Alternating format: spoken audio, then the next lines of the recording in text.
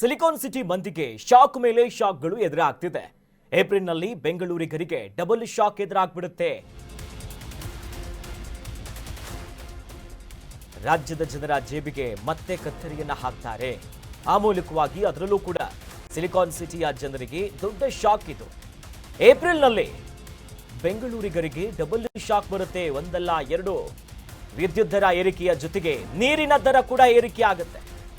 ವಿದ್ಯುತ್ ದರ ಏರಿಕೆಗೆ ಈಗಾಗಲೇ ಕರ್ನಾಟಕ ವಿದ್ಯುತ್ ನಿಯಂತ್ರಣ ಆಯೋಗದಿಂದ ಸಕಲ ತಯಾರಿಯಾಗಿದೆ.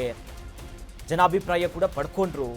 ದರ ಪರಿಷ್ಕರಣೆಯನ್ನ ಮಾಡುವಂತೆ ಕೆಇಆರ್ಸಿಗೆ ಮನವಿ ಕೂಡ ಆಯಿತು. 5 ವಿದ್ಯುತ್ ಸರಬರಾಜು ಕಂಪನಿಗಳು ಮನವಿ ಮಾಡಿಕೊಳ್ತು. ಎಸ್ಕಾಮ್ಸ್ಗಳು 3% ನೀರಿನ ದರ ಏರಿಕೆಗೆ ಈಗ ಜಲಮಂಡಳಿ ಕೂಡ ಚಿಂತನೆ ಮಾಡ್ತಿದೆ. ಒಂದು ಕಡೆ ದೊಡ್ಡ ಶಾಕ್ ಇರೋದು ಈ ಮಾರ್ಚ್ ಮುಗಿತಿದ್ದಂತೆ ಏಪ್ರಿಲಿನ ಆರಂಭಿಕವಾಗಿಯೇ ವಿದ್ಯುತ್ ದರದಲ್ಲಿ ಏರಿಕೆಯಾಗುತ್ತೆ. ಒಂದಿಷ್ಟು ಪರ್ಸೆಂಟೇಜ್ ಅಷ್ಟು ಅದನ್ನು ಜಾಸ್ತಿ ಮಾಡಬೇಕು. ಅದರಲ್ಲೂ ಕೂಡ ಒಂದು ಸ್ಟ್ಯಾಂಡರ್ಡ್ ಅಮೌಂಟಲ್ಲಿ ಅದನ್ನು ಏರಿಕೆ ಮಾಡಿ 2 ವರ್ಷಕ್ಕೆ ಅದನ್ನು ನಿಗದಿ ಮಾಡುವಂಥ ಒಂದಿಷ್ಟು ಚಿಂತನೆ ಆಗ್ತಿದೆ. ಅದಕ್ಕೆ ಸಂಬಂಧಪಟ್ಟಂತೆ ಈಗಾಗಲೇ ಅನೇಕ ಎಸ್ಕಾಮ್ಸ್ಗಳು ತಮ್ಮ ಸಮಸ್ಯೆ ಹೇಳ್ಕೊಂಡಿದ್ದು. ಬೆಸ್ಕಾಂ ಒಂದರಲ್ಲೇ 2800 ಕೋಟಿಯಷ್ಟು ಹಣಗಳ ಕೊರತೆ ಇದೆ, ಲಾಸಲ್ಲಿದ್ದೀವಿ ಅಂತ ಎಸ್ಕಾಮ್ಸ್ಗಳು ಹೇಳ್ತಿದ್ದಾವೆ. ಈಗ ಇಷ್ಟಕ್ಕೆ ಮಾತ್ರ ಸೀಮಿತ ಆಗಿಲ್ಲ. 5 ವಿದ್ಯುತ್ ಸರಬರಾಜು ಕಂಪನಿಗಳು ಕೂಡ ಮನವಿ ಮಾಡಿಕೊಂಡಿರೋದು ಒಂದು ಕಡೆಯಾದರೆ, ಕರೆಂಟ್ ಶಾಕಿನ ಜೊತೆಯಲ್ಲಿ ಜಲಮಂಡಳಿಯೂ ಕೂಡ ಒಂದು ಹೆಜ್ಜೆ ಇಟ್ಟಿರುವಂಥದ್ದು ನೀರಿನ ದರ ಕೂಡ ಏರಿಕೆ ಮಾಡಬೇಕು ಅಂತ.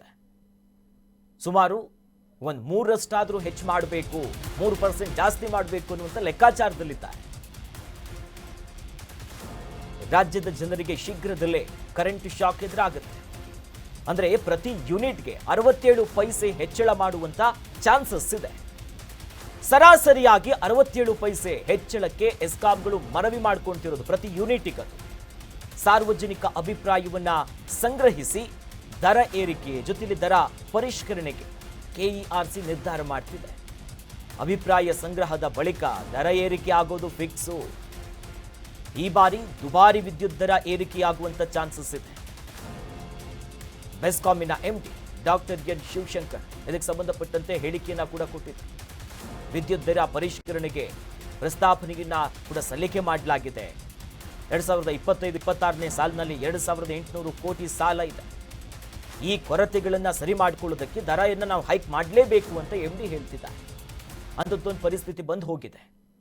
ಸಾರ್ವಜನಿಕರ ಅಭಿಪ್ರಾಯವನ್ನು ಪಡ್ಕೊಂಡು ಅಧಿಕಾರಿಗಳು ಮೀಟಿಂಗ್ ಮಾಡ್ತಾರೆ. ಯಾವುದೇ ಅಭಿಪ್ರಾಯ ಇದ್ರೂ ಕೂಡ ಏರಿಕೆ ಆಗೋದಂತೂ ಫಿಕ್ಸ್ ಆಗುತ್ತೆ ಅನ್ನೋದು ಲೆಕ್ಕಾಚಾರದಲ್ಲಿ ಬೆಸ್ಕಾಂನ ಎಂಡಿ ಕೂಡ ಹೇಳಿದರು.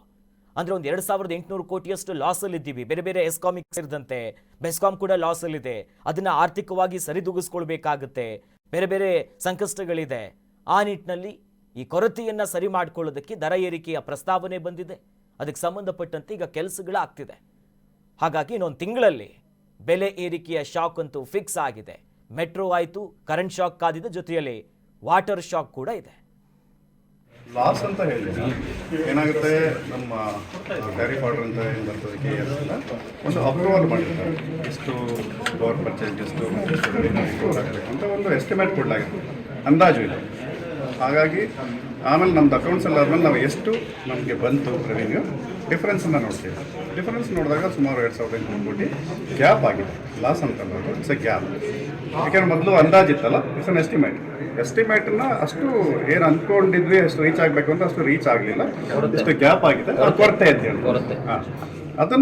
ಅದನ್ನು ಸರಿದೂಗಿಸ್ಕೊಡಿ ಅಂತ ಕೇಳ್ತೀವಿ. ನಾವು ಸಂಬಂಧಪಟ್ಟಂತೆ ನಾವು ಪ್ರೆಸೆಂಟೇಷನ್ ಮಾಡ್ತೇವೆ. ಕೆಲವು ಪಬ್ಲಿಕ್ ಹಿಯರಿಂಗ್ ಇದರಿಂದ ಕನ್ಸ್ಯೂಮರ್ಸ್ ಕೂಡ ಅವರ ಹೇಳಿದ್ದಾರೆ. KERC